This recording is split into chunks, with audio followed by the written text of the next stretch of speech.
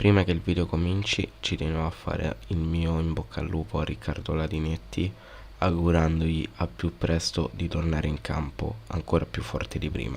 In bocca al lupo, Riccardo. Bella a tutti raga, qui è Miro ed eccoci qua in questo nuovo video. Prima di cominciare però vi volevo far vedere questa maglia dell'Ajax, la seconda maglia di questa stagione, veramente bellissima, con i colori rasta che ovviamente ricordano Amsterdam per una cosa precisa, i coffee shop, ma manca a dirvelo. L'ho presa di Anthony, un giocatore secondo me fenomenale, tra l'altro no, ed è qua, scusate, patch dell'Eredivisie, le trovate su KK Goal, il link qua sotto in descrizione. Vi avviso che ci potrebbe essere una tassazione, perché io l'ho pagata di 4,50 €, dovrebbe essere, quando vi arriva il pacco. Io ho fatto la spedizione gratuita, non so se accade anche con il corriere, però io vi avviso che ci potrebbe essere questa tassazione.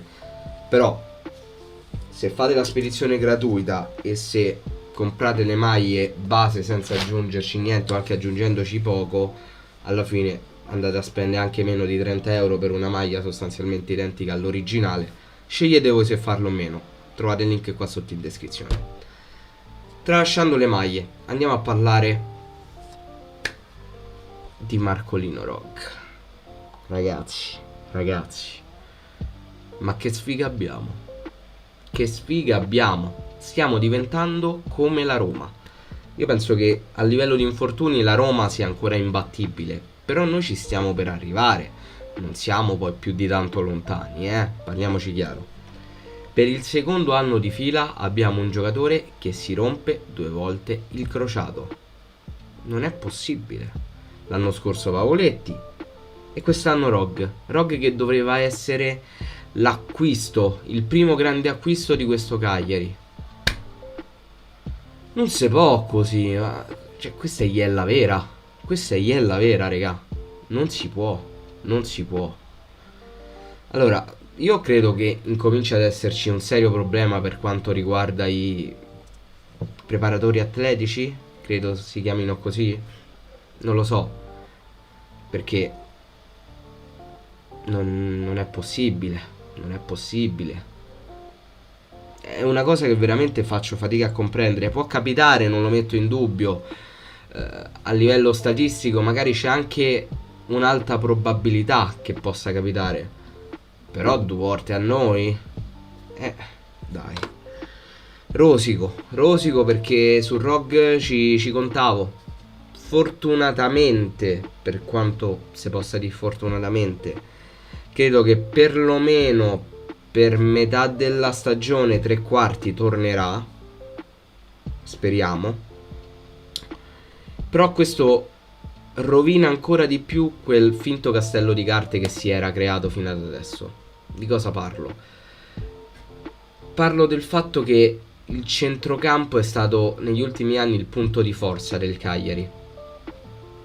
Adesso questo castello di carte è crollato. Perché? Nainggolan torna a Cagliari, ma fino adesso non è ancora tornato. E anche se torna scusate, anche se torna non è detto che sarà il giocatore che è stato la prima volta che è tornato, quindi quello del 2019-2020, non quello dell'anno scorso, perché quello dell'anno scorso è un Nainggolan che io faccio fatica a comprendere e a conoscere. Abbiamo un Marin che è l'unica certezza che abbiamo attualmente al centrocampo, ma per il resto siamo finiti. E il problema è che noi dovremo giocare a 5 a centrocampo. È chiaro che poi ci saranno i 2 esterni, è ok. Però tu attualmente hai Marin e forse Nainggolan, o quando sarà ufficiale avrai Marin e Nainggolan. Io non voglio male a Deiola, però comprendetemi quando vi dico che non si può fare un anno con Deiola titolare. Io lo apprezzo tantissimo per il fatto che quando gioca si vede che prova amore per il Cagliari e dà il tutto per la maglia. però le qualità tecniche sono scarse. Io apprezzo sempre chi dà tutto e chi onora la maglia, però per quelli che sono i presupposti e per la rosa che si sta configurando, De Iola è insufficiente, non va bene, non può andare bene, bisogna andare ad operare e prendere qualcuno di decisamente funzionale in quel centrocampo. Il problema poi aumenta quando tu vai a cedere un giocatore come Nandez.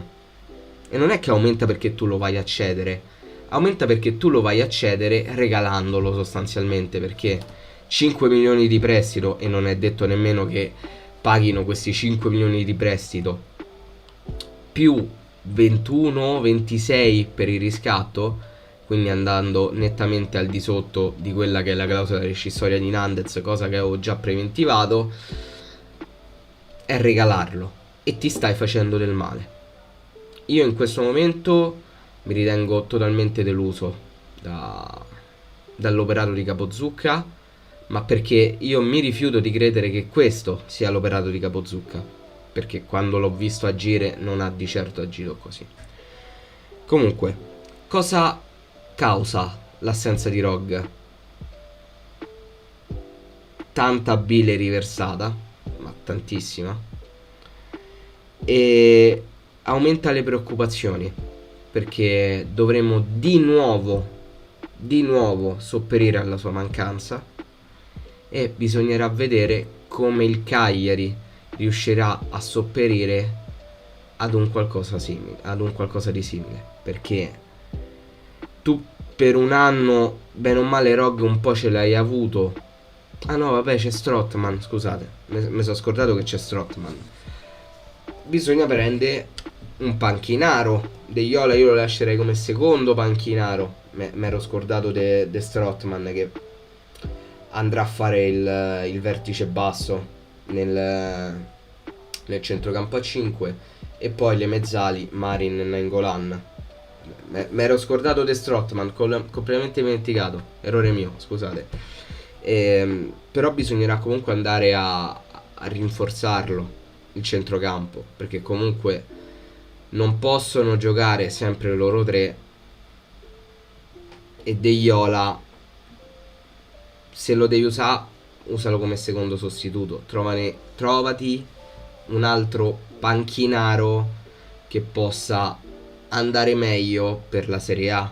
Per esempio, anche guardando in casa Genoa, non è un fenomeno, non stiamo parlando di un campione, non stiamo parlando nemmeno di uno giovane, però andare a prendere uno per esempio come Milan Badel dal Genoa, secondo me sarebbe un acquisto non sensazionale, però molto molto funzionale per andare a mettere le toppe, visto quello che è successo.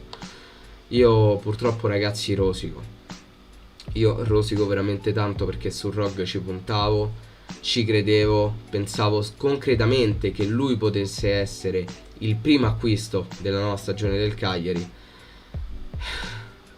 però purtroppo è la prima, tra virgolette, cessione illustre, anche se cessione non è, di quest'annata.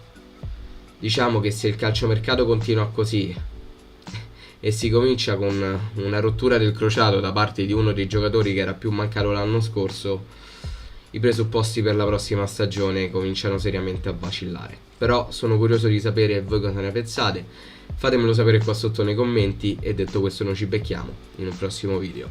Bella!